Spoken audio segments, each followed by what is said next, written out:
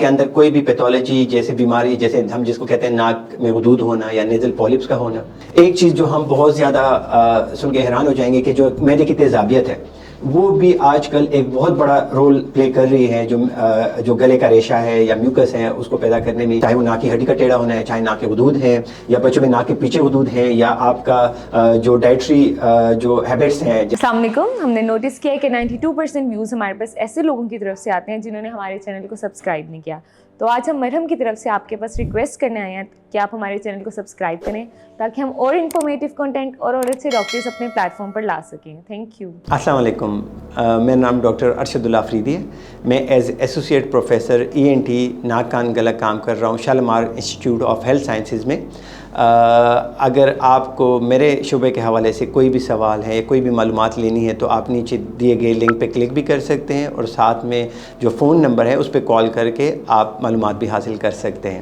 ٹھیک ہے، آج کا ہمارا جو ٹاپک ہے وہ ہے میوکس، ریشہ یا گلے میں جو ریشہ گرنا ہے وہ، اس کی وجوہات اور اس کی ٹریٹمنٹ۔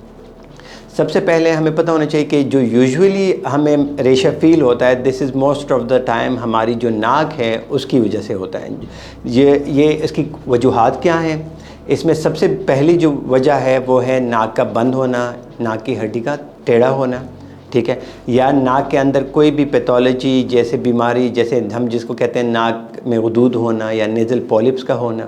یا الرجک رائنائٹس جس کو الرجی کہتے ہیں اس کا، کیونکہ اس میں آپ کے جو بیسک جو سمٹمز ہیں تین، ایک ناک کا بند ہونا، ناک سے پانی آنا جو کہ آگے بھی آ سکتا ہے یا آپ کے گلے میں ریشے کی صورت میں پیچھے گلے میں بھی جا سکتا ہے، اور چھینکیں آنا اور ناک کا بند ہونا، یہ تین علامات ہوتی ہیں الرجک رائنائٹس کی۔ اس کے ساتھ اور بھی بہت سی چیزیں ہوتی ہیں۔ بچوں میں اگر بہت زیادہ کامن ریزن پوچھیں تو وہ ہوتے ہیں ایڈینوائڈز جو کہ ناک کے پیچھے غدود ہوتے ہیں، وہ ایک بہت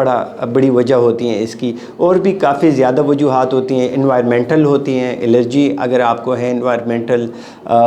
کچھ چیزوں سے تو اس کی وجہ سے بھی جو گلے میں ریشہ ہے وہ بھی کافی زیادہ ہو سکتا ہے۔ اس میں کچھ سسٹیمک ڈیزیزز بھی آتی ہیں، ٹھیک ہے، اس کی وجہ سے بھی گلے میں ریشہ کافی زیادہ آ سکتا ہے۔ ایک چیز جو ہم بہت زیادہ سن کے حیران ہو جائیں گے کہ جو معدے کی تیزابیت ہے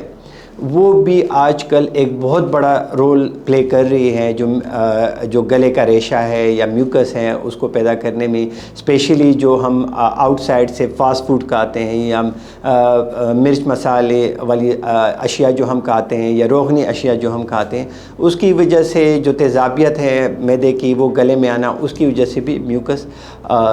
بہت زیادہ بن سکتی ہے اینڈ اس کا بھی ایشو ہو سکتا ہے۔ اس کی ٹریٹمنٹ وہی ہے کہ اکارڈنگ ٹو دا کاز، جس وجہ سے میوکس بن رہا ہے، جس وجہ سے میوکس جو ہے وہ بہت زیادہ پروڈیوس ہو رہا ہے، اس وجہ کو ٹریٹ کریں۔ بیسیکلی جو نوز کی پیتھولوجی ہے اس کے لیے تو آپ نے نوز کی جو بھی بیماری ہے اس کو ٹریٹ کرنا ہے، چاہے وہ ناک کی ہڈی کا ٹیڑھا ہونا ہے، چاہے ناک کے غدود ہیں یا بچوں میں ناک کے پیچھے غدود ہیں، یا آپ کا جو ڈائٹری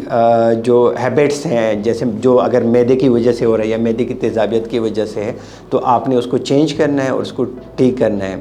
اگر